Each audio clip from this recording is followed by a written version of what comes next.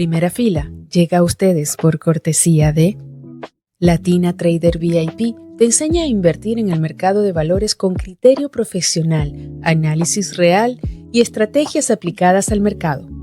Astus, diseño gráfico, ilustración e impresión, transformando ideas en piezas visuales que comunican, impactan y posicionan marcas. Global Parcel System, empresa de envíos aéreos y marítimos, conectando Miami, Venezuela y el mundo, ofreciendo soluciones logísticas seguras, rápidas y confiables. Estos aliados hacen posible que hoy estemos en Primera Fila. Bienvenidos. Muy buenos días y bienvenidos a Primera Fila. Hoy tenemos un invitado de lujo, Christian McGaffney. Christian, yo antes de empezar la entrevista te tengo que preguntar, ¿cómo fue el chalequeo en la escuela? ¿McFlurry, McDonald's, McPollo? McFlurry era el más usado, no lo voy a negar. McFlurry era, sí, entre McFlurry y yo tenía un lunar bastante cerca de la boca, entonces era una mezcla entre Cindy Crawford y McFlurry. Oh my goodness. ¿Y qué pasó con el lunar? ¿Te lo quitaste? En algún momento sí me lo quitaste ya como unos 2 o 3 años, más o menos. ¿Por un tema estético o por un tema de salud? Por un tema estético. Yo venía en el cuarto de postproducción de una película llamada Simón. Estábamos la película estaba básicamente en el horno, estábamos viendo cómo se iba a terminar contando la película, todavía la película no había salido y me hacía mucha bulla y creo que había una distracción muy grande porque el lunar ya no era el mismo lunar de cuando yo tenía 16 años, ya era un lunar un poco más grande, en la pantalla de cine parece que es del tamaño de una persona, entonces decidí que ya por cuestiones estéticas no lo quería más. ¿Y cómo te sientes después de haber tomado esa decisión? Porque muchas veces yo tenía un lunar acá que me quedó la marca, pero a mí me lo tuvieron que quitar por temas de salud, ¿no? Porque ya el lunar estaba ahí mutando a una cosa rara. Y yo decía, bueno, pero ese lunar me identifica, pero ya iba a parecer una bruja porque la cosa iba creciendo y ya se veía feo. ¿Tú sentiste que de alguna u otra manera seguiste siendo el mismo Cristian o como yo perdí mi personalidad por completo ya. Yo no soy la misma persona que nada, mentira. E incluso quedó como una pequeña marca, no es que se fue del todo, sino que eso que está, digamos que estaba tan presente ahí, ya no está. Hay gente que se ha dado cuenta luego en fotos, incluso en los últimos meses todavía me escribe alguien como que, ¿pero qué pasó? Me ven en una historia y no hablan del tema que estoy hablando en la historia, sino que se enfocan en ¿cuándo pasó esto? ¿Qué pasó? ¿Cómo es que no me di cuenta?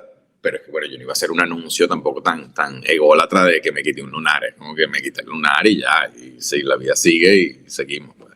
Claro, lo que pasa es que eso era lo que te identificaba en algún momento, porque te veíamos en imágenes y bueno, sí, tiene lunar, es él. O sea, puede que hayas cambiado tu personaje, o sea, tu estética haya cambiado para un personaje, pero estaba el lunar, es Christian. Totalmente. Bueno, tanto que los escritores en las telenovelas en Venevisión le ponían mucho al personaje Lunarcito, como un sobrenombre al personaje se lo ponían, ¿sabes? Yo recuerdo Carlota Sosa, por ejemplo, que hicimos pareja, hicimos como un 40 y 20, vamos a decir que 40 y 20, Carlota, te quiero. Sí. El escritor se la pasaba para arriba y para abajo, mi lunarcito, sí, lo terminaban usando como un recurso.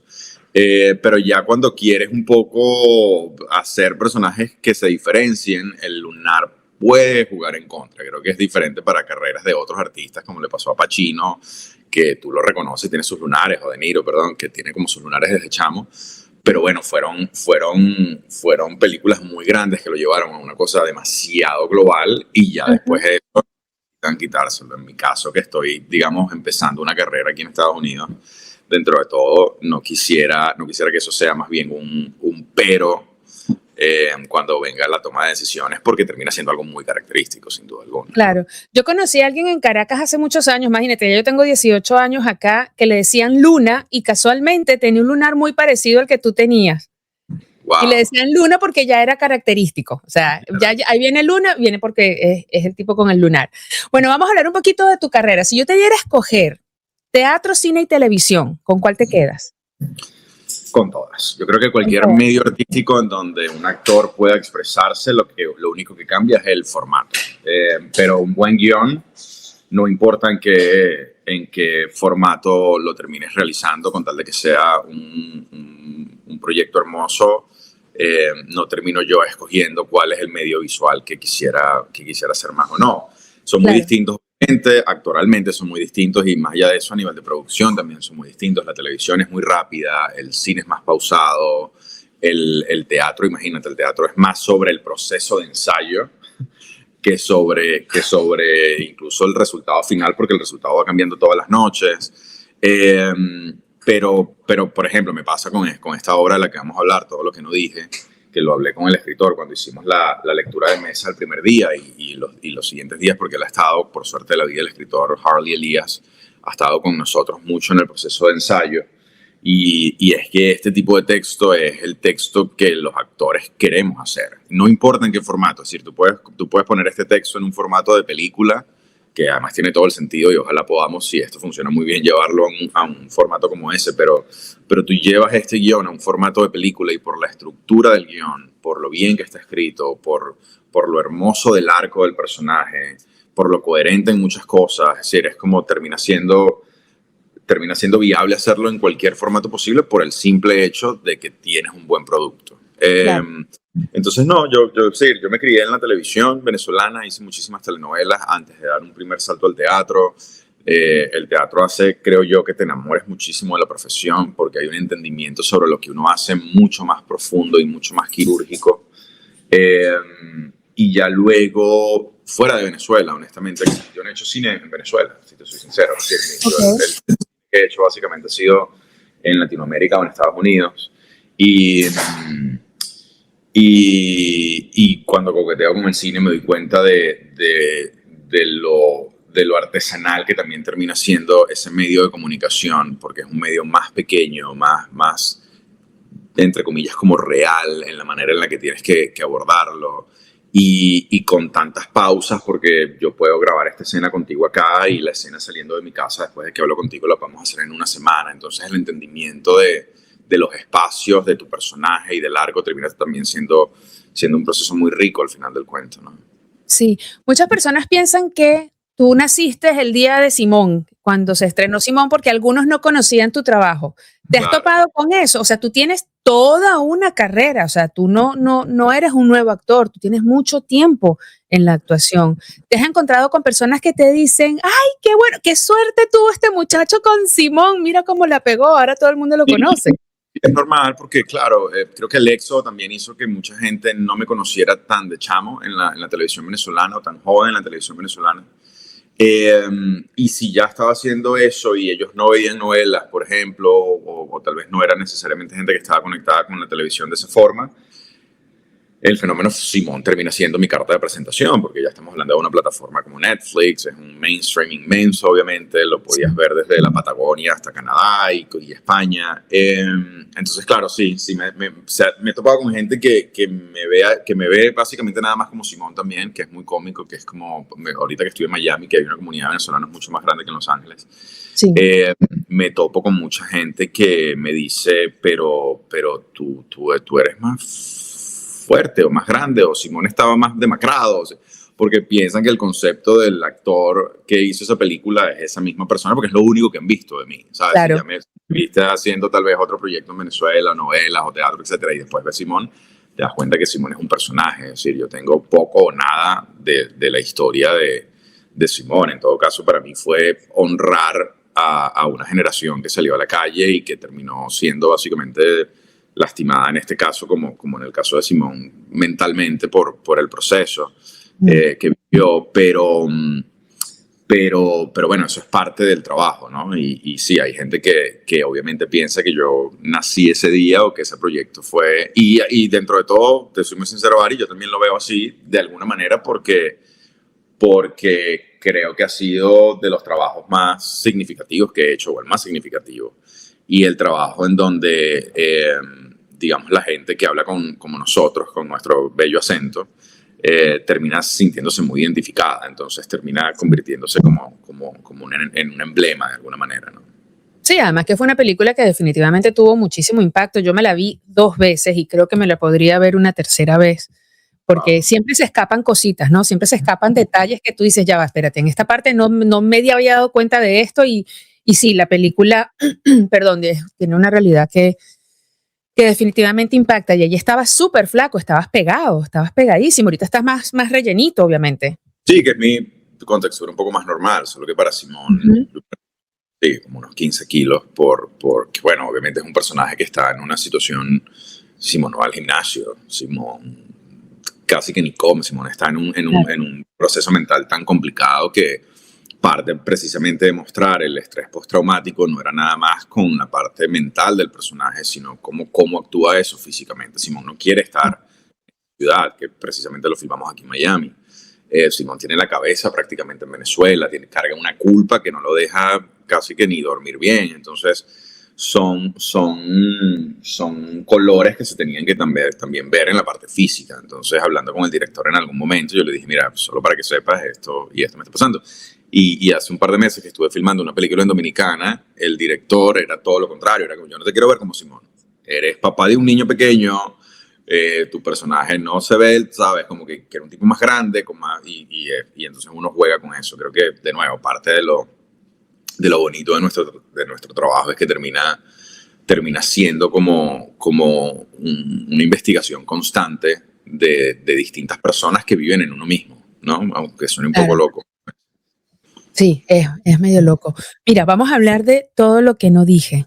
Por Todo favor. lo que no dije, a mí me voló la cabeza, ¿no? Sobre todo porque hay palabras que no se dicen, hay Ujú, abrazos que no se dan. Y ujú. tú empiezas en una búsqueda a partir de una postal. No quiero decir mucho, pero a partir de una postal empiezas a hacer como una labor investigativa y empieza toda esta aventura. Háblame un poquito de todo lo que no dije. Es hermoso todo lo que no dije, porque hay un retrato universal de todos como seres humanos en esta obra. Todos somos hijos de alguien, y yo creo que ya por Ujú. ahí la obra va a terminar hablándote de alguna manera. En el caso del personaje que yo hago, que simplemente se llama narrador, no tiene ni nombre ni apellido, yo les estoy echando un cuento a la audiencia, y además en un formato espectacular. Estamos todos en el escenario, soy yo en el medio con 120 personas alrededor. Es un teatro muy íntimo en ese aspecto, y estamos como si estuviésemos en la sala de tu casa y yo echándote un cuento. En el caso de mi personaje, él tiene años sin hablar con su papá. Eh, y te empieza a contar por qué o cuáles fueron esas veces en las que él incluso intentó contactarlo, hasta que, como comenta, se topó con una postal.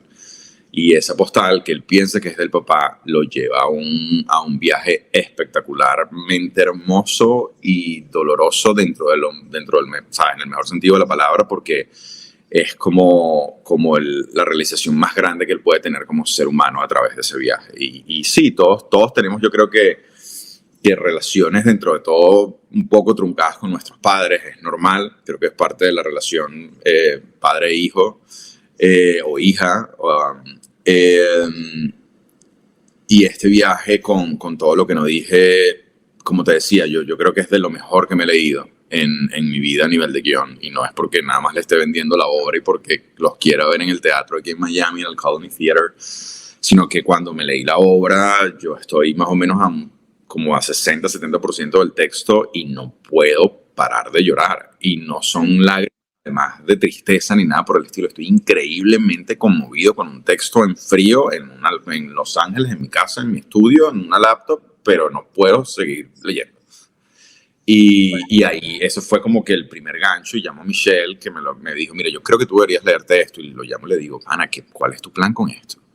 Porque esto es hermoso, esto es una obra, primero con un lenguaje universal, no necesariamente está hecha como para venezolanos, sí toca el tema de la migración, pero bueno, yo creo que en Miami, sí, esta es la capital de Latinoamérica, honestamente, fuera de Latinoamérica, este es como el sitio en donde todos los latinos podemos llamar capital de alguna manera en Estados Unidos. Eh, Sí. entonces va a resonar con gente de cualquier nacionalidad.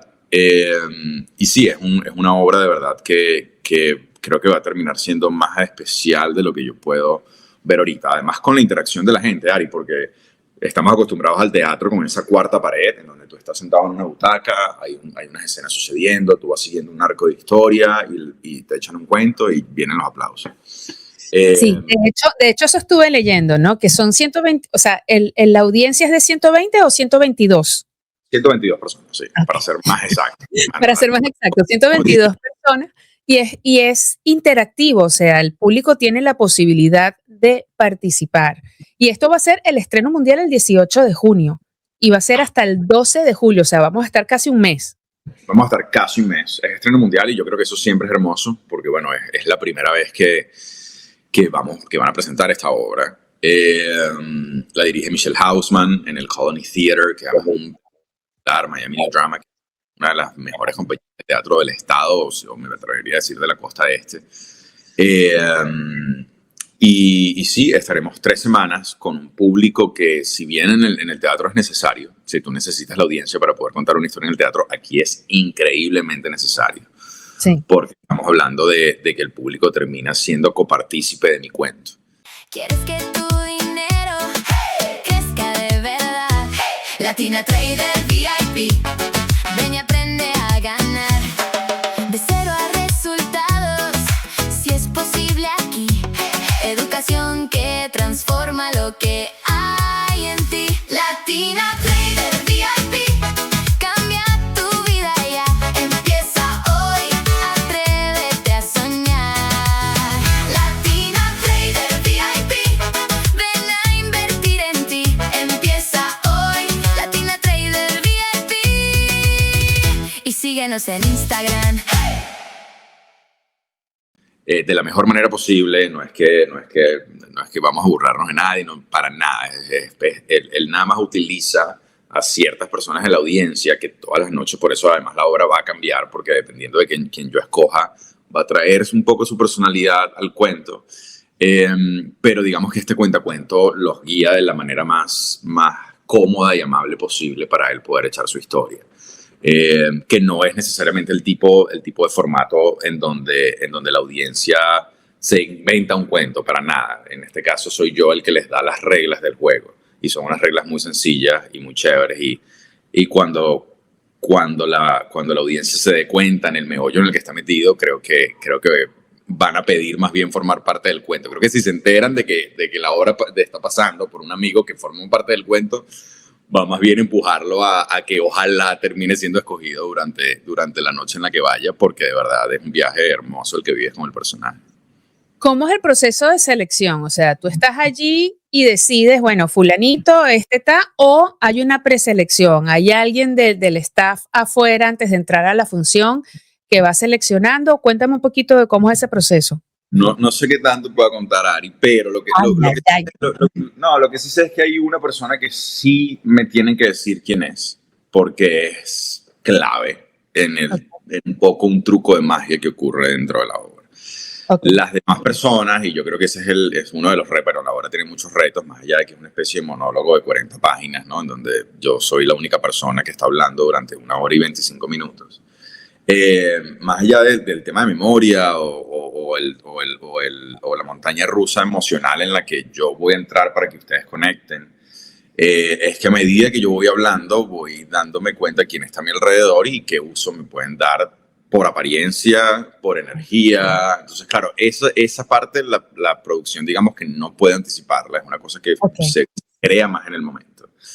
Excepto una persona que, bueno, que en todas las funciones o todas las noches sí va a ser un poco como ya prehablada para que nuestro truco de magia termine dándose, y la gente de la audiencia obviamente se quede un poco como que, ¿qué pasó aquí? Claro.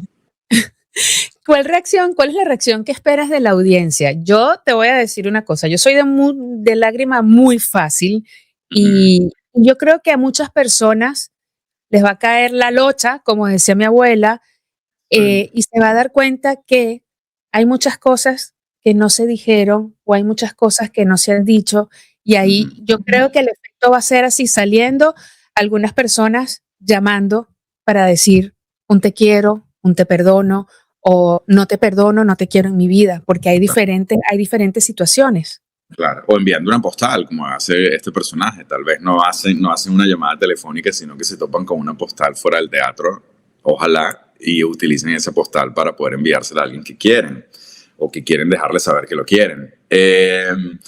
Pero lo que pasa con este personaje en particular, Ari, es una cosa que yo honestamente no tengo la suerte de hacer en los personajes que realizo, a diferencia de Simón, que, como hablábamos, estaba en su cabeza todo el tiempo con un problema muy distinto.